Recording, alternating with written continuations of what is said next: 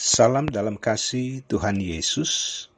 Patutlah kita bersyukur di hari ini bagaimana Tuhan mengasihi dan terus memelihara kehidupan kita. Kalau kita ada di hari ini, semuanya karena pengasihan Allah. Sahabat rehat, kita kembali berjumpa melalui renungan harian Toraya edisi Kamis 3 November 2022.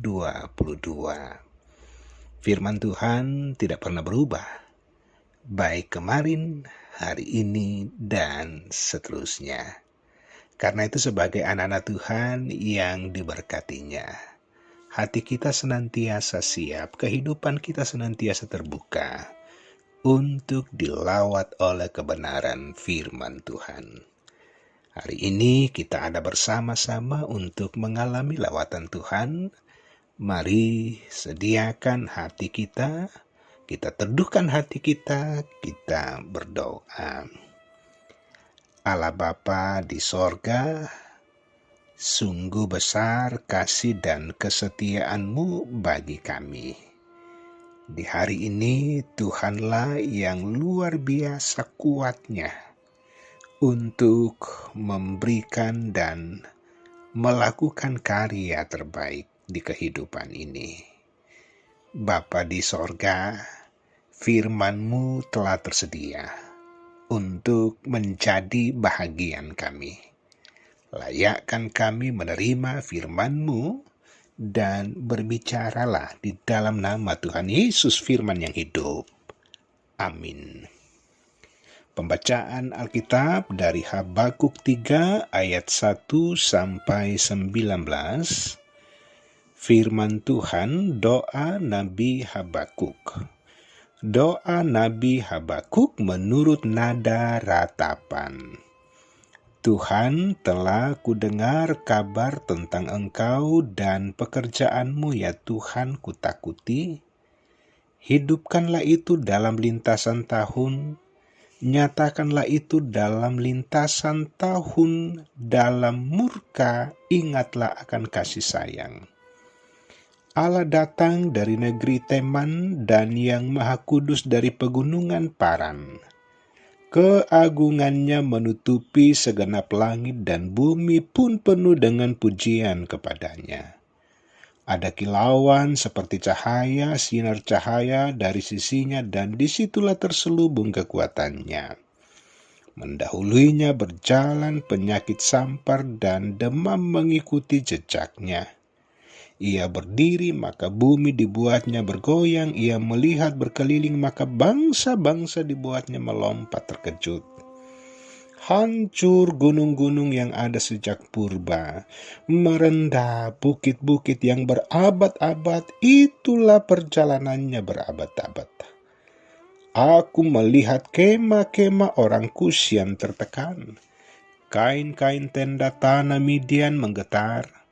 Terhadap sungai-sungai kaya Tuhan, terhadap sungai-sungai murka-Mu bangkit, atau terhadap laut amarah-Mu, sehingga Engkau mengendarai kuda dan kereta kemenangan-Mu. Busur-Mu telah Kau buka, telah Kau isi dengan anak panah. Engkau membelah bumi menjadi sungai-sungai. Melihat Engkau, gunung-gunung gemetar, air bah menderu lalu, samudra raya memperdengarkan suaranya dan mengangkat tangannya. Matahari, bulan berhenti di tempat kediamannya karena cahaya anak-anak panah-Mu yang melayang laju, karena kilauan tombak-Mu yang berkilat.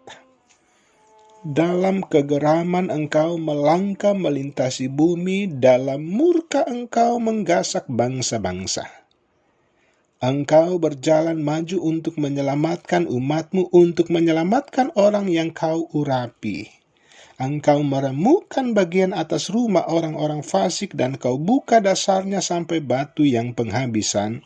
Engkau menusuk dengan anak panahnya sendiri kepada laskarnya yang mengamuk untuk menyerahkan aku dengan sorak-sorai, seolah-olah mereka menelan orang tertindas secara tersembunyi.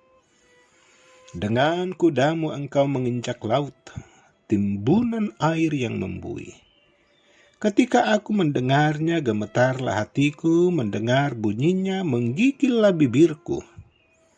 Tulang-tulangku seakan-akan kemasukan sengal, dan aku gemetar di tempat aku berdiri. Namun dengan tenang akan kunantikan hari kesusahan yang akan mendatangi bangsa yang bergerombolan menyerang kami.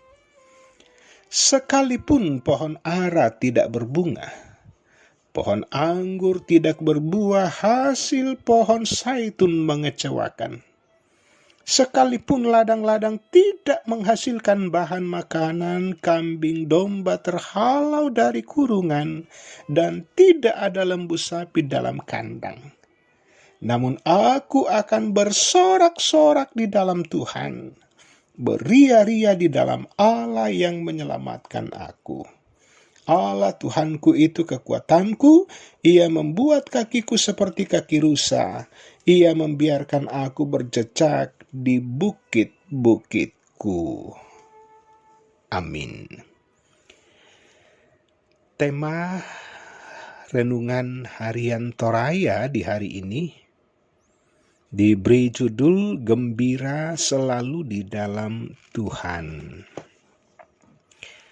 Sahabat Rehat, apa yang dapat kita katakan bila mengingat kembali bagaimana 2 tahun masa pandemi mendera dunia ini?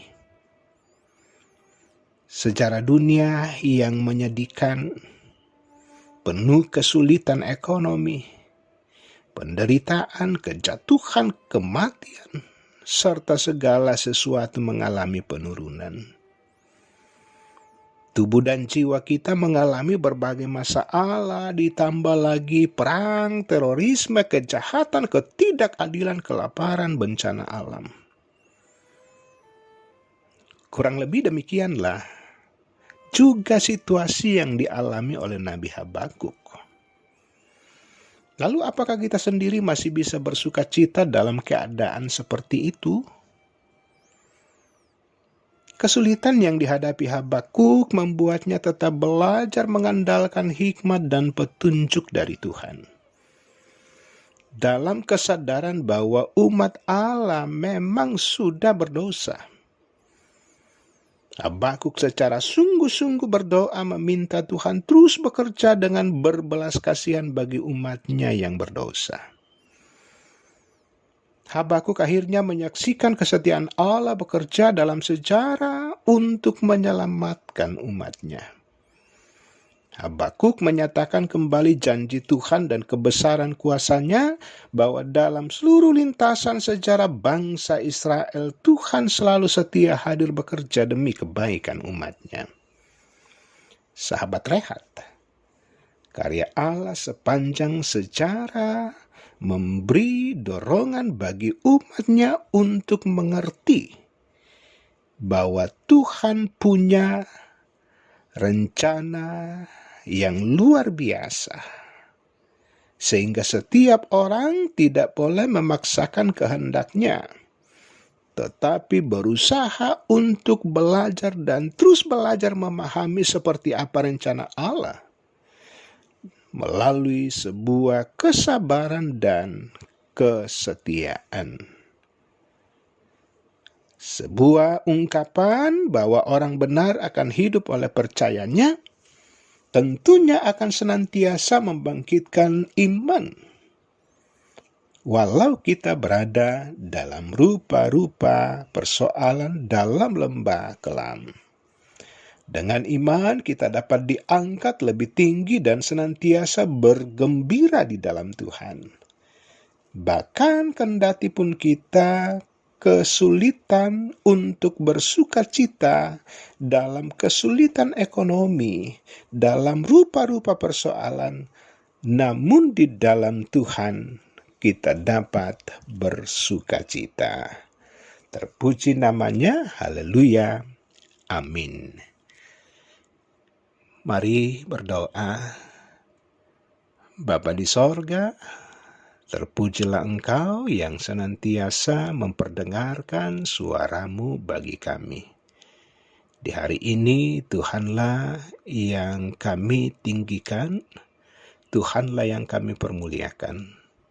Melalui sapaan firman, dan kiranya firman ini senantiasa ada di kehidupan ini. Satu poin penting di hari ini, bahwa bersama dengan Tuhan, kami akan senantiasa bergembira, bersukacita hanya di dalam Tuhan.